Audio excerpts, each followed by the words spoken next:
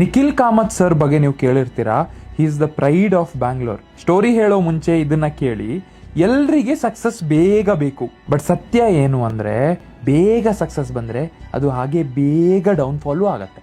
ಯಾರು ದೊಡ್ಡ ಅಚೀವ್ಮೆಂಟ್ ಮಾಡ್ತಾರ ಅಥವಾ ತುಂಬ ಸಕ್ಸಸ್ಫುಲ್ ಆಗ್ತಾರಲ್ಲ, ಅವರು ದಿನಗಳಲ್ಲಿ ಯೋಚನೆ ಮಾಡಲ್ಲ. ಅವ್ರು ಯಾವತ್ತು ಲಾಂಗ್ ಟರ್ಮ್, ಇನ್ ಇಯರ್ಸ್, 10 ವರ್ಷದ ಪ್ಲಾನ್ ಅಲ್ಲಿ ಯೋಚನೆ ಮಾಡ್ತಾರೆ. ಅದಕ್ಕೆ ಎಕ್ಸಾಂಪಲು ನಿಖಿಲ್ ಕಾಮತ್ ಸರ್.